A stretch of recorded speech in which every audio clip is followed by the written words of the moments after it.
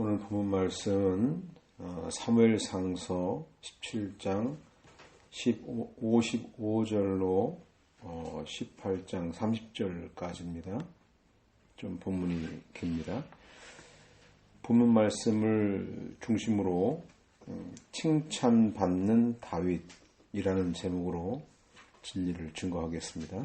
많은 은혜 받으시기 바랍니다. 본문의 내용은 다윗이 블레셋의 용사 골리앗을 물리친 후에 요나단이 다윗을 생명처럼 여기고 다윗과 언약을 맺었다는 이야기와 모든 신하와 백성들에게 칭찬을 받고 사울에게는 미움을 받기 시작했다는 내용입니다. 소년 다윗이 기름 부음 받은 후에 가장 처음 했던 일은 악령에 들려서 고통받는 사울 곁에서 수금을 연주해서 악령을 내쫓는 일이었습니다. 이 일로 사울의 사랑을 받았었죠. 그래서 그를 병기 드는 자로 삼았습니다. 자기 보좌관으로 삼은 것이죠. 그러다가 이스라엘의 최대 위기를 맞는 사건이 일어났습니다. 블레셋 군대가 쳐들어온 것이죠. 이렇게 40일 동안 이스라엘 군대를 향해서 이스라엘 군대, 하나님의 군대를 모욕하고 또 하나님을 모욕하는 그런 블레셋의 용사 골리앗을 쓰러뜨렸습니다. 다윗이. 그래서 다윗이 골리앗을 쓰러뜨리자 거기에서 큰 승리를 거두었죠. 이 사건 때문에 많은 사람들이 이제 다윗에게 관심을 갖기 시작했습니다. 다윗의 존재감이 드러나기 시작한 것이죠. 오늘 본문에 55절에 보면 사울이 블레셋 사람에 맞서기 위해 다윗이 출전하는 것을 보고 군사령관 아브넬에게 말하기를 아브넬아 이 소년이 누구의 아들이냐라고 하니 아브넬이 말하기를 왕의 살아계심을 두고 맹세하지만 왕이시여 저는 알지 못합니다 하므로 아브넬은 사울의 사촌이죠. 아브넬에게 물어봤어요. 이 소년이 누구냐? 누구의 아들이냐? 아브넬은 누군지 모르겠다. 이렇게 답을 했습니다. 아브넬은 누구인가요? 전국 곳곳에서 힘있는 자, 용감한 자를 선발하는 일을 했던 사람이죠. 그런데 이런 아브넬도 다윗을 누군지 모른다고 그랬어요. 아마 궁중 악사로 사울의 그 방에 드나들 때 그냥 악기를 연주하는구나 정도로 여길 정도로 곱상한 그런 인상. 그렇게 연주하는 것만 보았지 전쟁터에 나갈 수 있는 용사라고는 전혀 기대하지 않았던 인물이었습니다. 이 다윗은 시골에 파묻혀서 부모님과 형제들 심부름이나 하면서 살았어요. 시골 깡촌에서 몇 마리 양치는 목동에 불과했었습니다. 그랬던 다윗이기 때문에 사람들에게 알려지지 않았죠. 그런데 이 골리앗을 쳐서 죽인 사건 때문에 하루아침에 영웅이 되었어요. 나라를 구한 영웅이 되었죠. 참 이것도 하나님이 하시는 방법이에요. 사무엘상서 2장 8절에 보면 가난한 자를 티끌에서 일으키시며 궁핍한 자를 거름더미에서 들어올려 고귀한 자들과 함께 앉히시며 영광된 자리를 얻게 하시니 이는 땅의 기둥들이 여호와의 것이고 세계를 그 위에 세우셨기 때문이다. 하나님은 주권을 가지고 하나님의 뜻대로 구원 역사를 베풀고 계시죠. 이 다윗, 너무나 하찮은 다윗, 너무나 멸시받던 다윗. 고린도전서 1장 28절에 하나님께서는 있는 것들을 쓸모없게 하시려고 세상에 비천한 것들과 멸시받는 것들과 없는 것들을 택하셨으니 이는 아무 육체라도 하나님 앞에서 자랑하지 못하게 하려는 것이다.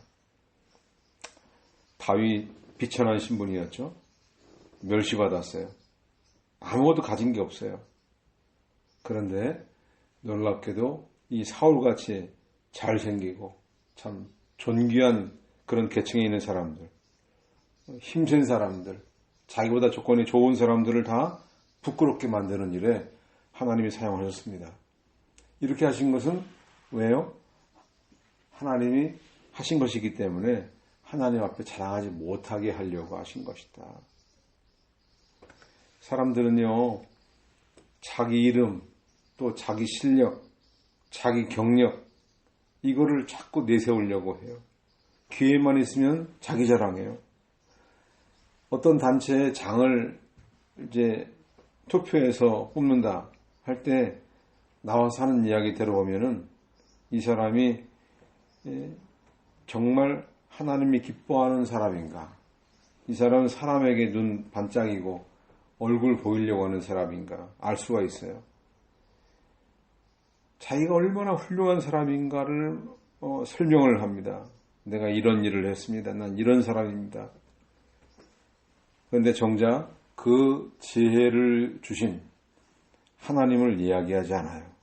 안타까운 일이죠. 세상은 그런다 해도 교회는 그러면 안 되지 않습니까?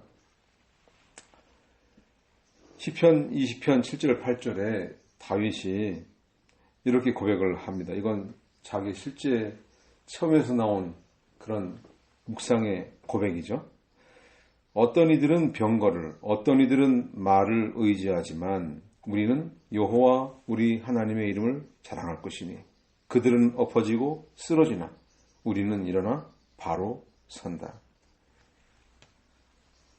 하나님을 의지하고 하나님의 이름을 위해서 골리앗 앞에 섰던 다윗. 골리앗 앞에 서서 골리앗의 칼로 골리앗의 목을 베어냈습니다. 이 자랑한다 하는 말, 자카르라는 히브리 말인데요. 기억한다, 상세히 말한다, 이런 뜻이에요. 그러니까 무기를 의지하고 나가 싸우는 사람들, 이런 사람들은 하나님의 이름을 자랑하지 않아요. 그거 의지하고 나가 싸우기 때문에 자기 무기 자랑하고 자기 힘 자랑하죠. 이런 자리에 서지면 안 되겠어요. 다윗은 아직 어리지만 자기에게 주어진 왕의 징벌을 충성스럽게 잘 감당했습니다. 다윗은 자기를 위해 싸우지 않았습니다. 하나님의 이름을 위해 싸웠어요. 칼과 창을 의지하지 않았습니다. 만군의 하나님의 이름만 의지하고 싸웠습니다. 이 다윗의 이 믿음, 조상에게서 배운 믿음이에요. 그가 그렇게 고백을 합니다. 시편 22편 4절 5절 우리 조상들이 주님을 신뢰하였고 그들이 신뢰하였으므로 주께서 그들을 건지셨습니다. 그들이 주께 부르짖어 구원을 얻었고 주님을 신뢰하여 부끄러움을 당하지 아니하였습니다. 주님을 신뢰했던 조상들 하나님께서 그들을 다 구원해 주셨고 부끄러움을 당하지 않게 하셨다. 자, 오늘 본문 18장 1절에 보니까 이제 요나단이 나타나기 시작합니다. 그동안에 요나단이 없었습니다. 자, 1절 보겠습니다. 다윗이 사울에게 말하기를 마치자 요나단의 마음이 다윗의 마음과 결속되어 요나단이 그를 자기 생명처럼 사랑하였다. 용맹스럽던 요나단 어디 갔었을까요? 어디 숨어 있다가 여기에 금방 나타난 걸까요? 본문을 잘 보면요. 사울이 다윗이 누구의 아들인가 하는 걸 물을 때 그 옆에 요나단이 있었다는 걸 알 수가 있어요. 다윗이 사울에게 말하기를 마치자 요나단의 마음이 여기 괄호를 넣는다면 곁에 있던 요나단이 마음이 다윗의 마음과 결속돼요. 요나단은 모든 전쟁 장면을 다 보고 있었던 거예요. 그 전투 현장에 그대로 존재하고 있었는데 여기에 기록만 되지 않은 것뿐이에요. 그가 한 것이었기 때문에. 다윗이 승리하고 이스라엘이 승리하고 나니까 그제서야 다윗 앞에 나타나는 것처럼 보이는데요. 요나단은 다윗이 하는 이야기를 듣고 그 모습을 보고 마음에 감동을 받았어요. 그래서 다윗이 사울에게 말하기를 마치자마자 요나단의 마음이 다윗의 마음과 결속되었다 이렇게 기록했어요. 요나단은 과거에 한때 믿음이 아주 좋았습니다. 그런데 계속해서 하나님을 의지하지 않고 그 믿음을 써먹지 않으니까 그 믿음이 다 썩어서 없어져 버렸어요. 그 모습이 온데간데 없어져 버렸습니다. 그러니까 우리가 과거에 아무리 뜨겁게 신앙생활하고 열정적으로 이 교회 생활도 하고 봉사도 하고 전도도 하고 성경도 열심히 읽고 새벽기도 안 빠지고 제일 앞장서서 생활을 했다 하더라도 근데 지금은요? 지금은 그냥 옛날엔 그랬고 지금은 그냥 그렇게 살고 있어요.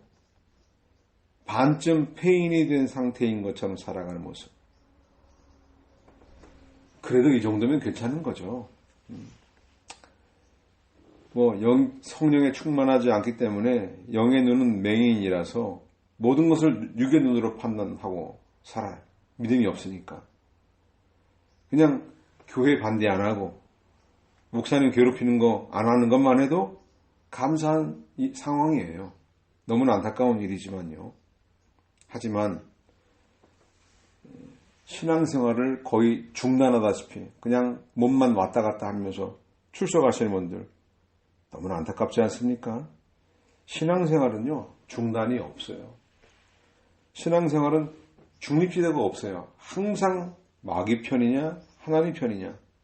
지금 내가 앞으로 나가고 있느냐, 진보하고 있느냐, 퇴보하고 있느냐, 둘 중에 하나예요. 신앙생활을 중단 없이 계속 전진해야 합니다. 잠시 시험 때문에 흔들릴 수 있어요. 하지만 그 목표의식을 가지고 방향성을 가지고 계속해서 앞으로 나가야 됩니다. 우리가 너무나 연약한 존재이기 때문에 그래서 주님을 바라볼 수밖에 없어요. 그래서 우리는 바울의 고백을 잘 좀 살펴봐야 되는데요. 빌립보서 3장 12절로 14절 내가 이미 붙잡았다거나 이미 온전해졌다는 것이 아니다.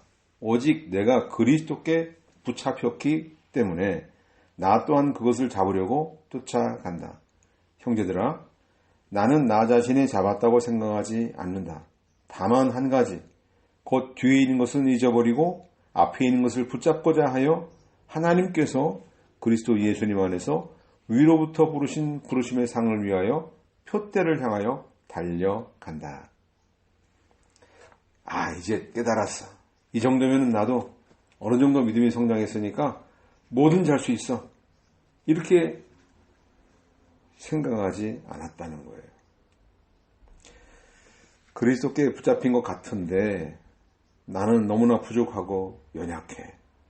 안심할 수가 없어. 계속해서 주님을 붙잡기 위해서 앞을 향해 달려가야 되겠어. 주님, 나를 계속 붙들어 주옵소서. 제가 주님 앞에 나아가 주님을 놓치지 않기 위해서 이렇게 힘을 쓰겠습니다. 이런 마음을 가지고 신앙생활에 임했어야 하는데 많은 사람들이 칭찬하고 사람들에게 눈에 띄기 시작하니까 믿음도 서서히 사라지기 시작하고 자기 자신을 의지하기 시작했던 것이죠. 자, 요나단 다윗을 보면서 나도 옛날에는 저랬었는데 정말 멋지다. 다윗이 한 그 말이 자기 마음에 꼭 들었어요. 뭐라고 했습니까? 사무엘상서 17장 47절에 이 모든 무리도 여호와의 구원은 칼과 창이 있지 아니함을 알게 될 것이다. 전쟁은 여호와께 속했으니 그분이 너희를 우리 손에 넘겨주실 것이다. 야, 어쩌면 저렇게 나랑 생각이 또 딱 맞을까? 지금 요나단이요, 마음이 어떨까요? 자기 부친 사울의 그 상태, 하나님께도 버림받았고, 사무엘 선지자와도 관계가 다 끊어졌고, 백성들에게는 참 믿음의 본이 되지 않고 있으니 얼마나 속이 상할까요?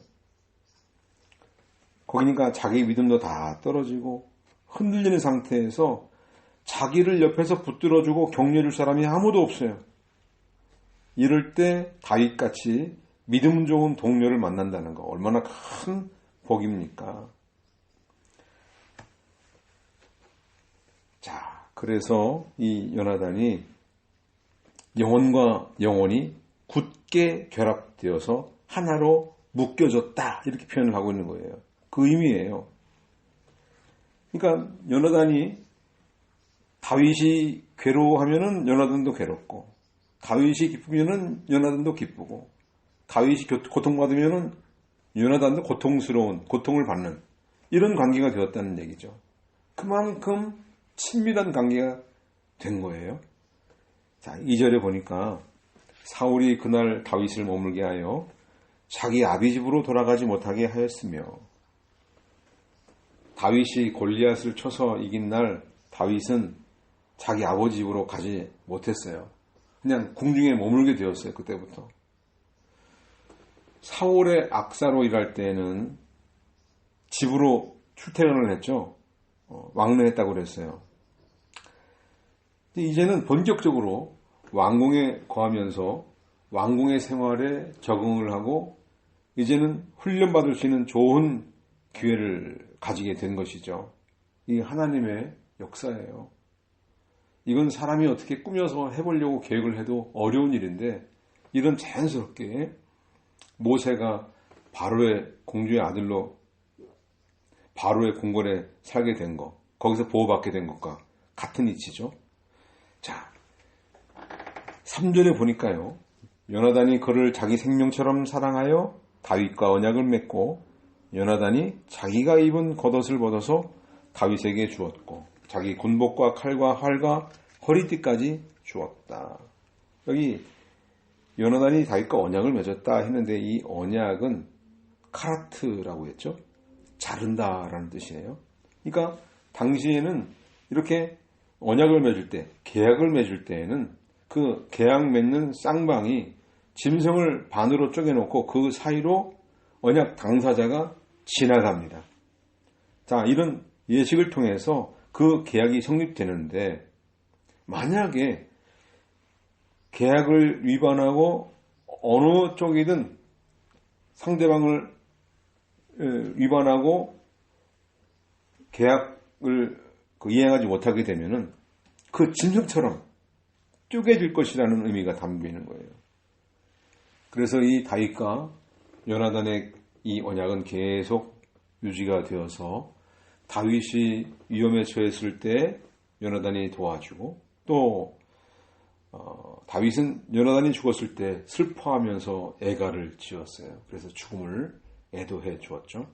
또 요나단의 아들 그 다리를 저는 무비보셋을 끝까지 돌봐주었어요. 이게 참 다윗이 성군이라는 뜻이죠. 이런 마음이 바로 그리스도의 마음입니다. 예수님은 3년 동안 따라다녔던 가룟 유다에게 배신당할 거 알고 계셨죠. 그런데 끝까지 그 제자를 사랑했다고 했어요. 이렇게 그리스도의 마음으로 이웃을 대하고 어려움에 처한 이웃을 돌봐주는 거, 이거 하나님이 참으로 기뻐하시는 일입니다. 자, 오늘 본문에서 보니까 요나단이 자기의 겉옷을 다윗에게 벗어주었다 그랬어요. 옷은 그 사람의 신분을 나타내는 것이죠. 즉 자기가 입는 옷은 왕자의 신분을 나타내는 옷인데 그것을 넘겨주었다. 자기 왕자의 신분을 넘겨주었다는 의미가 있는 거예요. 그러니까 요나단은 사실은 사울의 뒤를 이어서 왕위를 계승할 자격이 있는 그런 위치에 있었습니다. 그런데 그 왕위는 자기에게 맞지 않다. 이거는 마치 다윗이 사울이 주었던 그 옷을 벗어서 던지고 나는 이 옷을 불편하고 맞지 않습니다 하는 것처럼 요나단이 다윗에게 옷을 넘겨줌으로써 나는 왕위를 받을 생각이 없다. 오히려 다윗에게 이 왕위를 물려주는 것이 합당하다라는 것을 암시하는 것이죠. 거기에 군복과 칼과 허리띠, 활까지 다 넘겨주었는데요. 이 무기와 군복, 전쟁터에서 생명을 보호하는 필수 장비이죠. 이것을 넘겨주었다는 것은 다윗을 그만큼 신뢰했다는 것입니다. 요나단이 다윗을 자기보다 더 왕의 자격이 있다는 것을 인정한 것이에요. 요나단이 참 훌륭한 것은요, 자기 자리를 지키려고 다윗을 경계하거나 시기하지 않았다는 것이죠. 참 요나단은 진정으로 나라를 사랑한 사람이에요. 이 나라를 위해서, 이 나라의 백성을 위해서라면 이 다윗이 더 합당하다, 왕으로 합당하다라는 것을 인정한 것입니다. 그러니까 왕이 될 사람은 자기를 위하지 말고 이스라엘을 위하고 하나님을 위하고 더 나보다 더 임무 수행을 잘하는 사람, 더 충성스러운 사람, 그런 사람 앞에 자리를 내어놓는 게 이게 바른 자세입니다. 자, 다윗은요, 이 왕자 요나단에게도 인정을 받았고 백성들도 좋아했어요. 왕권이 아버지 사울에게서 다윗에게 넘어갔다는 거 참 불행하고 슬픈 일입니다. 그렇지만 요나단은 하나님의 뜻에 복종하는 자세를 가졌다는 것이에요. 자, 5절에 보니까요, 사울이 보내는 곳마다 다윗이 가서 지혜롭게 일을 처리하니 사울이 그에게 병사들을 지휘하게 했는데 그것이 온 백성이 보기에 좋았고 사울의 신하들도 좋게 여겼다. 여기에 지혜롭게 일을 처리했다 하는 말에 히브리어 샤칼은 그 의미가 신중하게 행동하다, 현명하게 행동하다, 이런 의미를 담고 있습니다. 단지 지혜라는 말로 해석이 하는 것보다도 이런 뜻이 담겨 있다는 걸 우리가 먼저 알아야 되겠습니다. 그러니까 다윗은 맡겨지는 모든 일을 처리할 때 신중하고 현명하게 처리했어요. 이게 지혜로운 것이죠. 자, 이 지혜롭게 처리했다는 말 좀 더 깊이 생각하면 신중하게 생각했고 그 일에 대해서 깊이 생각을 했다는 것이죠. 심사숙고해서 결정하는 그런 방식으로 일을 한 거예요. 자, 이렇게 생각이 깊어지고 신중하게 생각하는 거, 이거는 어떻게 보면 지금 이스라엘 백성들에게 가장 필요한 그런 지도법이에요. 이 사울 왕은 엄청나게 백성들을 피곤하게 만들죠. 신중하지도 않고 충분히 고려하지도 않아요. 백성들의 상황이 어떤지 전혀 생각하지 않습니다. 그리고 자기가 하고 싶은 대로. 지난번에 그랬잖아요. 그 14장에서 사울이 그렇게 말을 해요. 복수할 때까지 음식을 먹는 사람은 저주를 받을 것이다. 그러니까 백성들이 굶은 상태에서 전쟁을 치르고 있었어요. 이거 백성들 입장에서는 엄청난 피로감에 시달릴 수밖에 없었을 거예요. 또 이 다윗이 이렇게 신중하고 현명하게 사려 깊게 심사숙고하면서 일 처리해야 되는 이유는 지금 이 사울 왕이 악령에 의해서 고통을 당하는 상태잖아요. 정신병적 증상이 나타나고 있는데 잘못해서 허튼 말을 하거나 잘못된 행동을 했을 때 사울이 오해하지 않겠습니까? 그러니까 이 사울에게 상처가 되지 않도록 최대한 조심하면서 일처리를 한 거예요. 자, 이렇게 일처리하니까 백성들이 좋아할까요? 안 좋아할까요? 백성들이 좋아하죠. 공감을 하는 거죠. 요즘 시대는 공감의 시대라고 그러잖아요. 공감을 얻지 못하는 그러한 사람들 인정받지 못하죠. 상대편에게 공감을 얻을 수 있도록 스스로에게 느낄 수 있도록 자발적으로 그걸 하도록 만드는 거, 이게 참 지혜라고 생각이 돼요. 이거는 성령께서 깨닫게 해주신 것이죠. 이 뒤에 보면요, 하나님께서 늘 함께 하셨다고 말을 하고 있어요. 자, 12절에서도 12절, 여호와께서 사울을 떠나 다윗과 함께 계심을 보고, 그리고 14절에도 다윗은 그의 모든 일에서 지혜롭게 행하였으며 여호와께서 그와 함께 하셨다. 이렇게 함께 하셨다는 말을 계속 강조하죠. 하나님이 함께 하시기 때문에 그 머리에서 나오는 지혜도 하나님이 주신 지혜라고 우리가 알 수 있는 것이죠. 다윗은 이렇게 늘 하나님의 시선을 의식하고 그 앞에서 자신의 말과 생각과 행동을 삼가 조심했던 것입니다. 해야 될 말, 하지 말아야 될 말, 이런 거 때에 따라서 가려야 되지 않습니까? 성령께서 역사하지 않으면은 아무리 순수한 마음이라도, 순수한 마음으로 말을 했더라도, 일을 처리했더라도 오해가 될 수 있는 거예요. 자, 다윗이 군대를 지휘하는 이런 직분을 받고 지휘를 할 때 이 사울의 신하들과 백성들 모두가 다 그 다윗을 따르고 거부하지 않고 좋아했어요. 좋아했다는 말, 공감했다, 이해했다, 만족했다 하는 말이죠.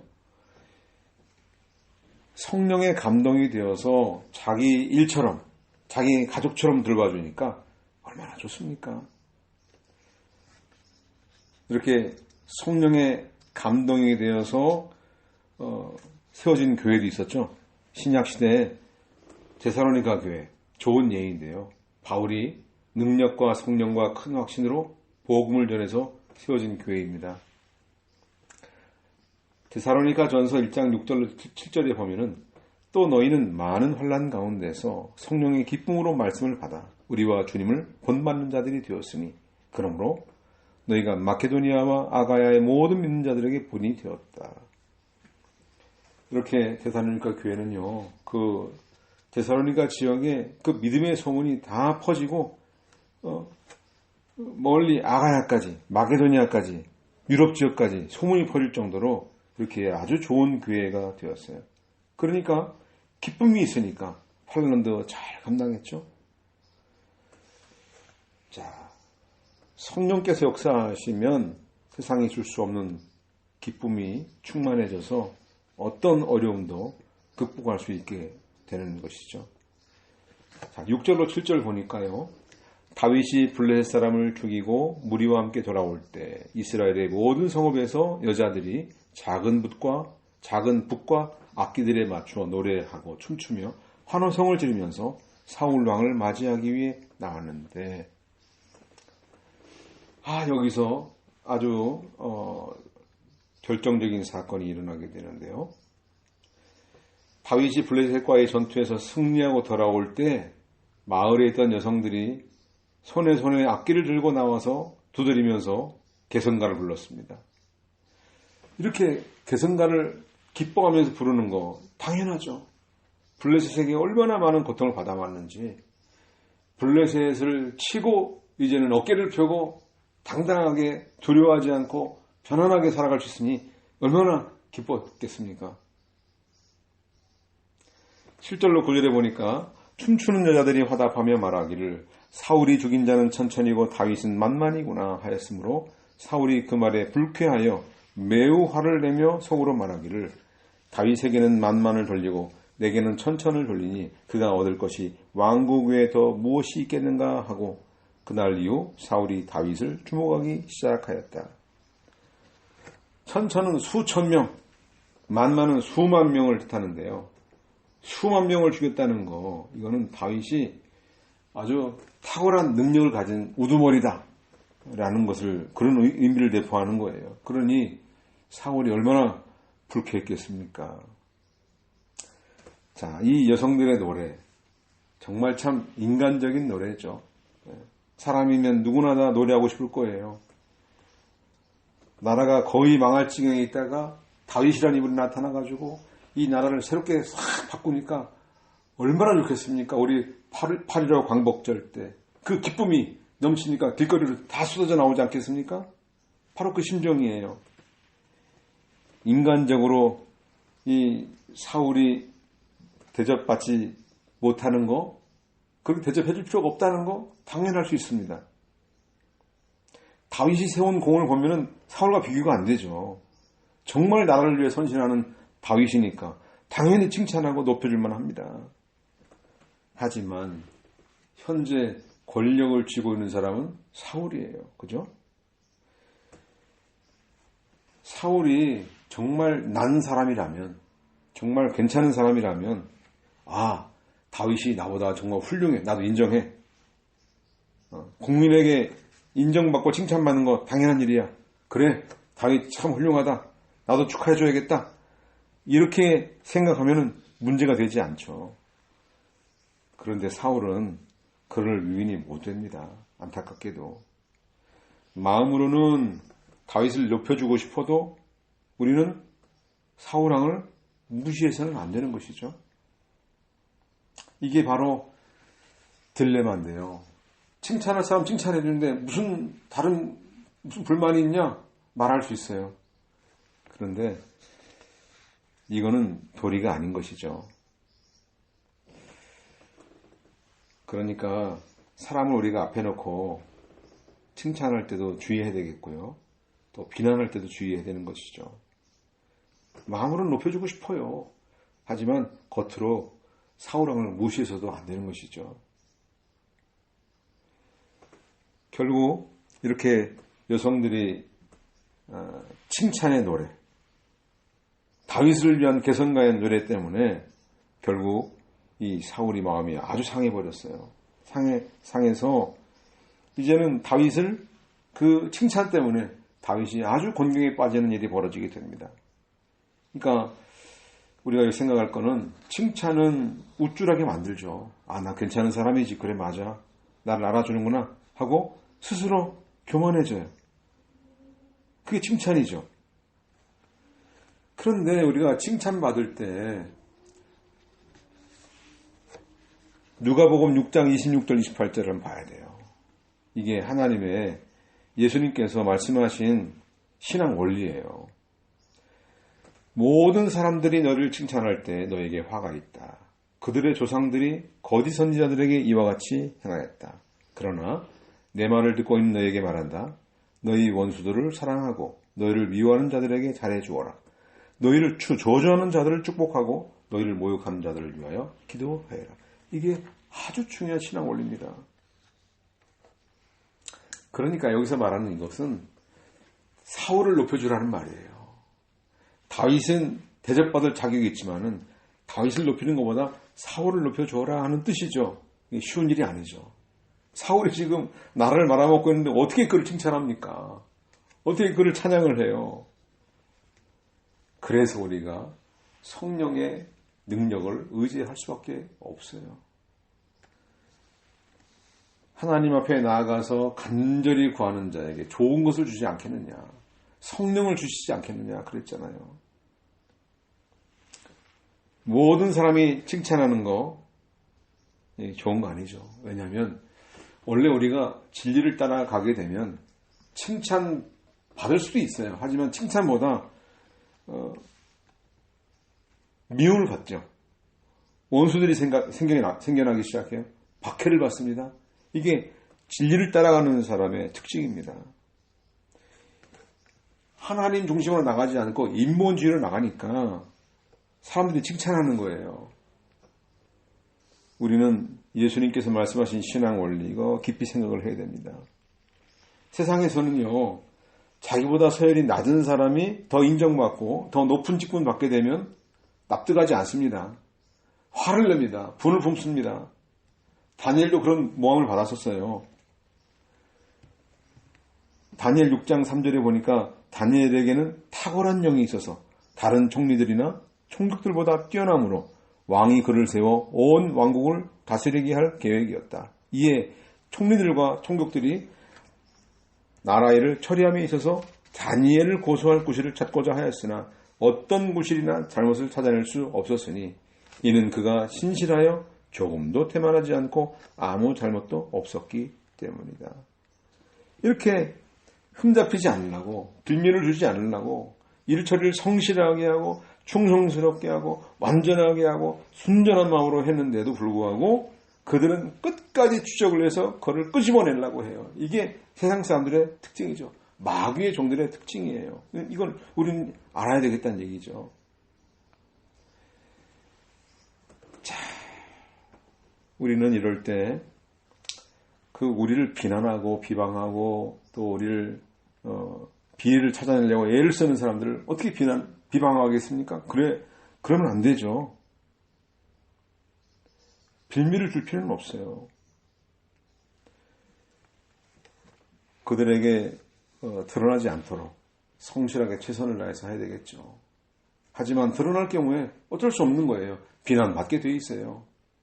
아무리 일을 잘해도 칭찬 안 해줍니다. 자, 이 칭찬받는 일, 개선가, 다윗을 위한 개선가 때문에 엄청난 곤란에 빠지게 되었죠. 10절로 11절에 보니까 이 사울의 심령에 미움과 증오가 싹트기 시작했어요. 정신병이 더 심해졌습니다. 하나님의 성령이 떠나니까 악령이 찾아와서 역사해요. 그래서 사울이 다윗을 죽이려고 창을 2번이나 던졌습니다. 다행히 하나님의 은혜로 피했지만 죽을 고비를 넘겼어요. 이뿐입니까? 사울이 골리앗을 죽인 대가로 자기 딸을 주겠다고 약속했었죠? 다윗에게 물어보니까 다윗은 가진 게 없어요. 가난해요. 그래서 감히 어떻게 왕의 그 사위가 되느냐. 그래서 겸손하게 거절을 해요. 그러자 사울은 그래 알았어. 그리고 다른 사람에게 자기 딸을 씹어냈어요. 이게 세상이 이렇죠. 더 좋은 조건이 나타나면 거기다가 넘겨주는 거예요. 세상은 원래 그렇습니다. 사울은 자기 딸 미갈이 다윗을 사랑하는 걸 보았어요. 이 딸 미갈이 다윗을 사랑하는 것을 역이용을 해서 다윗에게 올무를 놓습니다. 다윗을 사위로 맞이하는 조건을 위해서 블레셋 사람 포피 100개를 요구한 거예요. 그러니까 적군의 성기 100개를 잘라봐라. 이걸 요구한 거예요. 그러니까는 다윗을 사위로 사실은 맞아들일 생각은 없어요. 가진 것도 없고 또 자기보다 더 뛰어난 사람이니까 기분 나빠. 그래서 어떻게 하면 저걸 줄일까 하다가 블레셋 사람의 군대 칼에 죽이려고 사실은 그런 무리한 조건을 내세운 것이죠. 그리고 이용해 먹고 토사구팽하려고 했던 것이에요. 그런데요, 안타깝게도 다윗의 마음속에 욕심이 타고 들어왔어요. 그래서 사실은 부당하죠. 아니 처음에는 골리앗만 죽이면은 딸을 준다고 했는데 왜 또 블레셋 사람 포피 100개를 요구하느냐? 아, 난 그 요구 못 받아들이겠다. 딸을 달라 하고 요구할 수 있어요. 그런데 다윗은 떳떳하게 그 사울의 딸을 아내로 맡고 싶었어요. 그 다시 말하면은 사울의 후광을 좀 덕을 보고 싶었던 것이죠.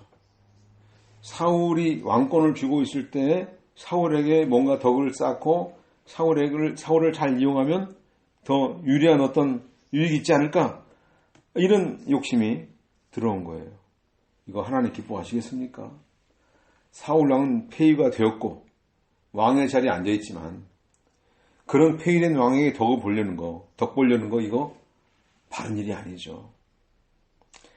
그러니까 다윗은 끝까지 정말 자기는 낮아져도 좋다, 나는 멸시받아도 좋다, 환난 궁핍에 처해도 좋다, 그러면서 하나님 나라와 그 의를 위해서 자기의 직무를 충실하게 순종했어야 되는데 이런 이 사울의 딸과 결혼하고 싶은 마음이 생겼어요. 그래서 가서 블레셋 사람 200명을 죽이고 포피를 가져왔어요.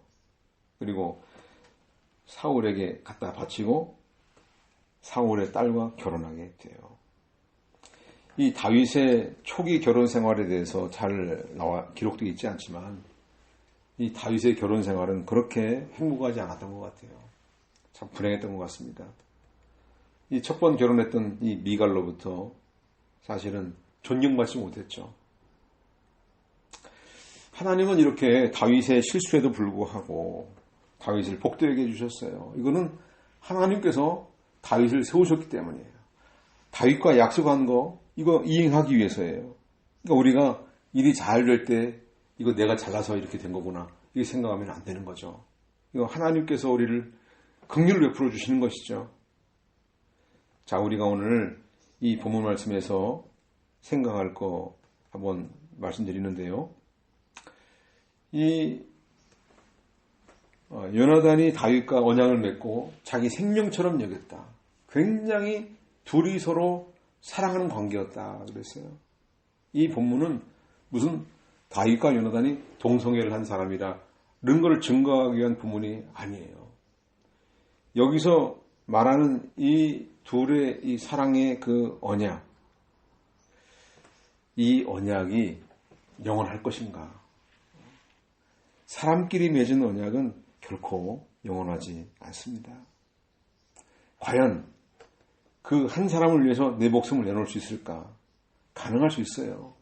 그런데 이보다 더 중요한 관계, 자기 생명까지 내놓는다 할지라도 연약한 인간으로서 가장 좋은 친구는 다윗에게는 요나단에게는 다윗이 아니고요. 그리스도인 거예요. 오실 그리스도를 바라보는 거예요. 자기 모든 걸 다 내어준다 할지라도 그 친구 관계는 이 땅에서 그냥 끝나고 마는 관계이죠. 더 영원하고 더 참된 그 관계, 바로 예수님을 친구 삼는 것이죠. 예수 그리스도를 친구로 삼고 그분과 친밀하게 지내는 사람, 가장 복된 사람입니다. 사람은 우리를 배반하고 떠날 가능성이 많아요. 하지만 예수님은 절대 떠나지 않습니다. 천국 가는 그날까지 우리를 꼭 붙들고 천성문을 향해서 인도하실 것입니다. 예수님은요, 십자가에서 달려 죽으시면서 우리에 대한 사랑을 확증하신 분이에요. 우리가 이 십자가로 맺어진 언약관계 깊이 깨달아야 되겠습니다. 그 모든 그 이웃과의 관계, 우리는 인간적인 사랑을 뛰어넘어야 돼요. 그리스도의 사랑을 베풀어야 되는 거예요. 그러기 위해서 좀 말씀을 좀 살펴야 되겠는데요. 에베소서 2장 4절 5절 말씀, 긍휼이 풍성하신 하나님께서 우리를 사랑하신 그분의 크신 사랑으로 말미암아 허물로 죽은 우리를 그리스도와 함께 살리셨고 괄호하고 너희가 이같이 은혜로 구원을 받았다. 우리가 이 말씀을 생각하면 우리의 죽었던 영혼을 살려주신 거 이거 하나님의 은혜이고 하나님의 크신 사랑이다. 우리의 긍휼을 베풀어 주셨다. 우리가 사랑받고 끝나는 것이 아니라 이 사랑으로 나가서 이웃과의 관계를 잘 맺으라 하는 것이죠. 그리스도께서 우리를 위해 몸을 버리시고 희생하신 것처럼 너희도 너희 형제들을 위해서 이웃을 위해서 너희를 희생하고 섬겨라 하는 말입니다. 그리고 이렇게 사람들에게 미움받거나 또 비방받을 때 우리 안에 시기심이나 욕심이 틈타지 않도록 주의해야 되겠어요. 베드로전서 2장 1절 2절 이 말씀 잘 우리가 살펴보시기 바랍니다. 그러므로 너희는 모든 악독과 모든 속임수와 가식과 시기와 모든 비방하는 말을 버리고 갓난아이들처럼 영적이고 순전한 젖을 사모하여라. 이는 너희가 이 젖으로 말미암아 구원에 이르도록 자라게 하려는 것이다. 이렇게 버릴 것이 있고 취할 것이 있어요. 그런데 이 버릴 것들 버리려고 애를 쓰면요 힘들어요. 그래서 여기에 뒤 후반부에 있는 것처럼 갓난아이들처럼 영적이고 순전한 젖을 사모하는 것. 그래서 그 젖을 먹어야 이 영이 자라기 때문입니다. 영적이고 순전한 젖, 이건 하나님 말씀입니다. 다른 것이 섞이지 않은 순수한 하나님의 말씀. 거기에 인본주의 세상을 섞어서 이 말씀을 혼잡하게 하지 않고 철학이나 과학이나 인간적인 요소가 섞이지 않은 이 순수한 생명의 말씀. 인간적인 요소가 섞이게 되면 벌써 생명력을 잃어버리고 말아요. 이 순수한 말씀이 심겨져야, 마음밭에 심겨져야 거기서 싹이 나고 자라나서 열매를 맺히게 되는 거예요. 종자의 모양을 아름답게 하려고 그거를 자르고 깎고 형체를 다르게 만들면 그것이는 죽은 것이죠. 하나님 말씀은 이 영적인 돌이 성령으로라야 깨달을 수 있는데요. 이 영적이고 순전한 젖을 먹어야 구원에 이르도록 자랄 수가 있어요. 그래야 중생한 영이 자라서 그리스도의 형상을 이뤄갈 수가 있습니다. 그래야 영적 분별력이 생기고 또 이게 마귀의 것인지 하나님의 것인지 내 영에 유익을 주는 것인지 손해가 되는 것인지 이거를 깨닫게 되는 것이죠. 거기에서 비로소 이게 악독이구나, 이게 속임수구나, 가식이구나, 이게 시기구나, 비방하는 말이구나, 이 하나님 말씀에 접촉이 될 때 분별이 되어서 우리가 이런 죄에 빠지지 않게 되는 것입니다. 사람들이 우리를 칭찬할 때 주의하시기 바라요. 여기 보니까 잠언 27장 17절에 철을 날카롭게 하듯이 사람이 사람의 얼굴을 빛나게 한다 했어요. 그러니까 21절에도 도가니로 은을 용광로로 금을 연단하듯이 칭찬으로 사람됨을 시험한다 그랬어요. 칭찬, 사람을 격려하고 용기를 주는 것이죠. 좋은 것이에요. 하지만 이 말씀의 근거에서 사람을 시험한다 그랬어요. 칭찬할 때 돌아보시기 바라요. 내가 정말 진리를 따르고 있는 건지, 불의와 타협한 건 없는지, 신앙을 양보한 것은 없는지 살펴서 이 신앙을 바로 세우고 주님이 기뻐하는 자리에 세워지는 우리 모두가 되기를 간절히 바랍니다. 기도하겠습니다. 하나님 아버지 은혜를 감사합니다. 무시당하고 멸시당하던 소년 다윗을 때가 되어 세상에 나타내시고 높여주시며 인간적인 사랑을 받기도 하고 미움을 받기도 하면서 훈련시켜서 왕으로서 자격자로 만들어 가신다는 사실을 살펴보았습니다. 모든 사람이 너희를 칭찬하면 화가 있다고 했으니 칭찬받을 때 진리대로 하지 않은 것이 무엇인가 깊이 생각하게 해주시고 신앙을 양보한 것은 없는지 불의와 타협한 것은 없는지 살펴서 주님이 기뻐하는 신앙의 자리에 세워지는 우리 모두가 되게 해 주옵소서. 예수님의 이름으로 기도드립니다. 아멘.